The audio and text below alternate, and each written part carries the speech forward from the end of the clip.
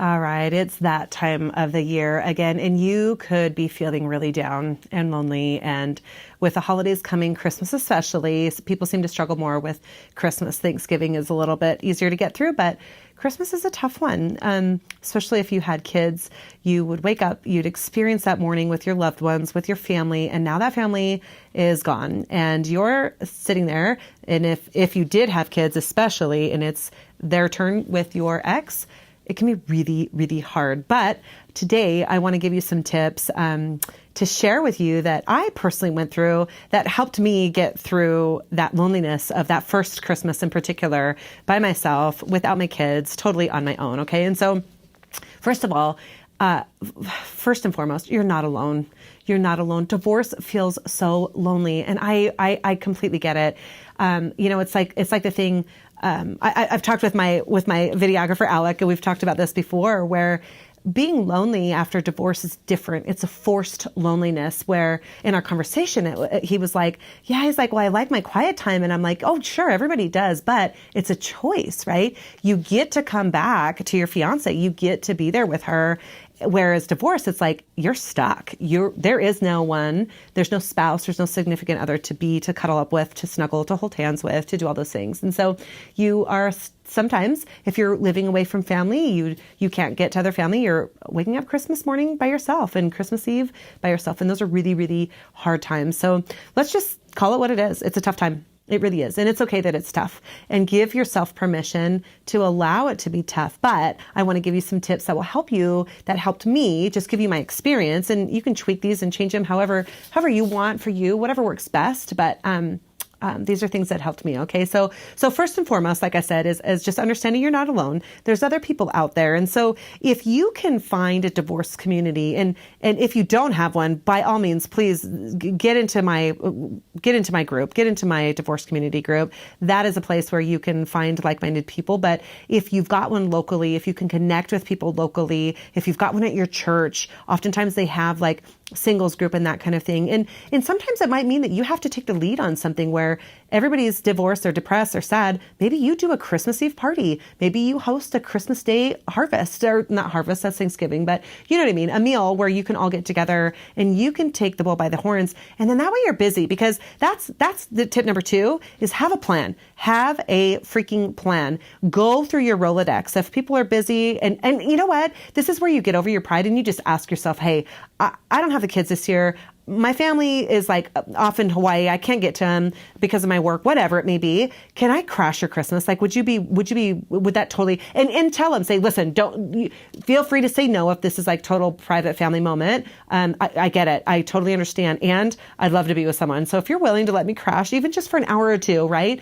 It forces you to get ready. It forces you to get out of the house. It forces you to change your environment. It forces you to not sit in that deafening silence of your own home, if that might be the case, if you're not hosting anything yourself. Okay. So number 2 is definitely have a plan. Figure it out, have it dialed in place, and maybe plan A, B, C, and D in case A, B, or C fail, right? Like somebody's kids get sick or whatever may happen, you just never know. So have multiple plans in place just in case, and some fallbacks. Even if that means I'm going to go to a movie. Movies are definitely a thing around the holidays. So go to a movie by yourself. That could be plan D. In case everything else fails, then you've got something as a fallback to go do. Maybe it's a favorite place to drive, or a favorite place to go do meditation, or whatever it might be, but just get yourself out and make sure that there's a plan. All right. Number 3 is definitely take time for yourself. Now, I know that sounds counterintuitive, because you're like, oh my God, I'm already lonely. I don't want to be by myself. And it's a great opportunity for you to take time for yourself. There is some serious growth that happens when you get quiet. And I talk about this a lot. You sit and you feel to heal, and you are able to experience your emotions in a way that you maybe couldn't have before. And the noise, the chatter of the world and busyness and schedule and life and emails and texts and it gets quiet. And now you have an opportunity to feel your emotions, care for them, lovingly address them. And one of the best ways to do that is a vacation. I remember the first Christmas that I had, apart from my kids, oh my word, it was hard as hell. It was hard as hell. I lived up in Washington at the time. I drove down to the Oregon coast, and it was freaking snowing. I mean, it was snowing like to beat the band outside, man. I mean, it was bad. Like the drive was terrible. And I had my big old dog, 120-pound Rottweiler in the back. I by God's grace, I found this Airbnb right on the water at the 11th hour because I didn't plan. And that was my biggest mistake. I was kind of panicking because they left, it got quiet, and I freaking freaked out. I freaked out. So this is why I say number 2 is to have a plan. So number 3 is spend this time for yourself and go get quiet. So I literally packed up all my crap, packed my dog up, and oh my God, he was my best buddy. He's since passed. He's such a freaking good dog. But he was totally down with the adventure.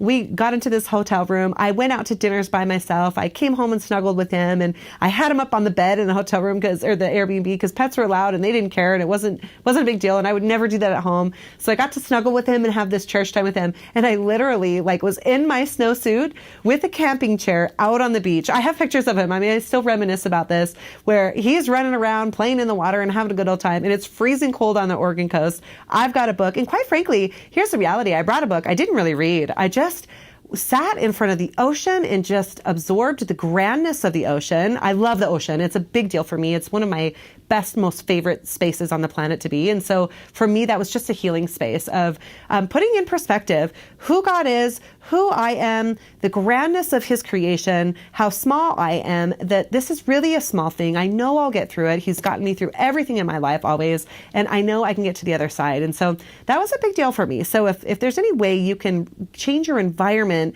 again, back to why we change your bedroom set and all that kind of stuff, where you break the pattern of your brain. Your brain gets disrupted a little bit when you change your environment, and it has to reprocess things. Like we process things automatically, like our drive home. I mean, there's times where you've driven home and you've been like, holy crap, how did I even get home? I don't even remember driving. Well, it's because it's muscle memory. Your subconscious, your 95% of your subconscious has it all plugged in, and it knows how to do it. When you change and disrupt your environment, your brain has to recalibrate, and you have to pay attention in a different way, which causes you to burn energy on figuring out, how do I get to the beach?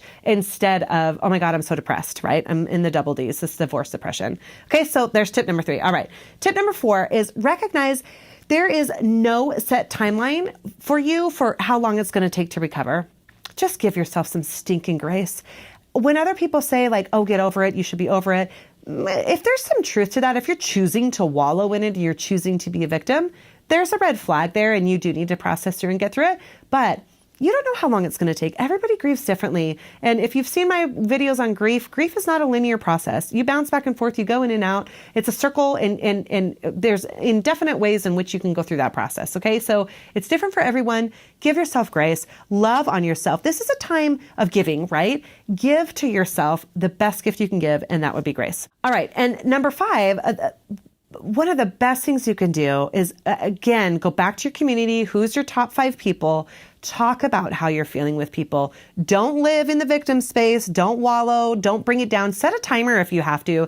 Say to your friend, I just need to vent for 3 minutes. Set a timer for me for 3 minutes, and tell them that you need them to cut you short. And if you try to bring it up again, you're like, nope, we've packaged that up. That's in the past. You're moving forward.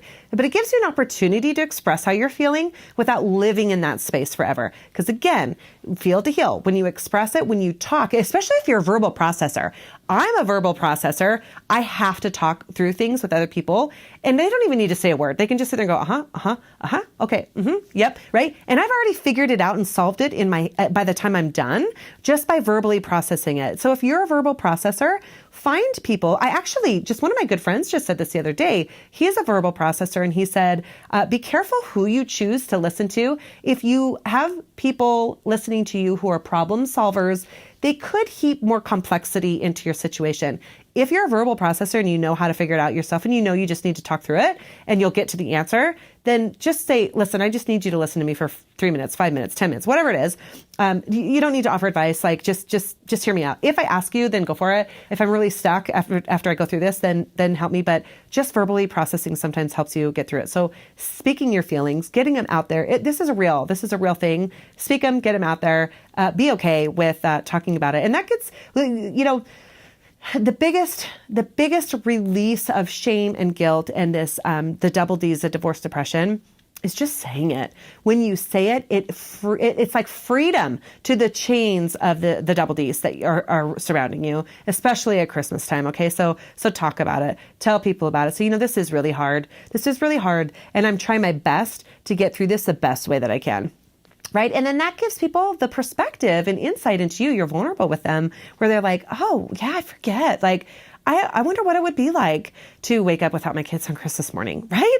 Like it gives them some perspective and empathy now where they're just busy going about their lives. People are not thinking about you as much as you think that they are. They're worried about them, their life, their kids, taking care of their family and all that kind of stuff. So when you say things like that, it gives them insight to the reality of the challenge that you're facing as you go through this divorce. Okay. All right. So another tidbit would be like, if you are at home, get outside. Such a big gift just to get outside. Go for a walk. In fact, I try to do this absolutely every day where I try to go for a walk every single day. I can do a whole ditty on why walking is so beneficial for your emotional health.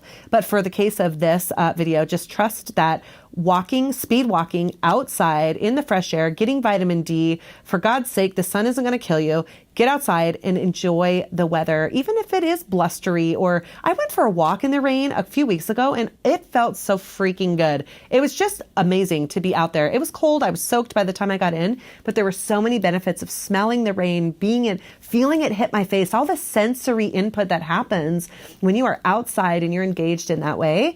Then you get to it rattles that brain. It breaks that pattern of depression up again, and you're able to focus on things that you're thankful for. Maybe you get to walk along around a lake or along the ocean. If you're privileged enough to live there, I'm super jealous. I will be someday, maybe.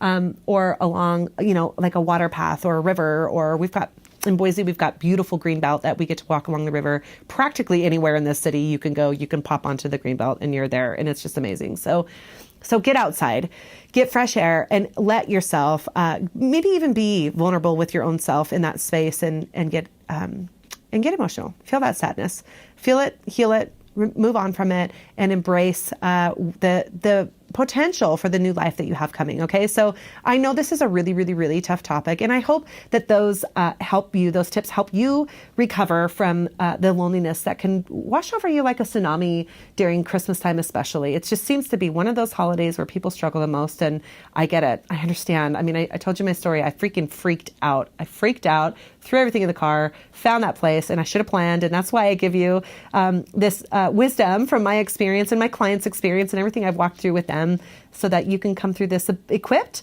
the best way possible to come out, through the end of the year and into the new year in a better space and being the best you. So for now, Merry Christmas. I am sending much love. I know, like I said, this is a hard place and my heart does go out to you. I totally understand, but I hope you have a blessed Christmas and you can take maybe lemons and turn them into lemonade.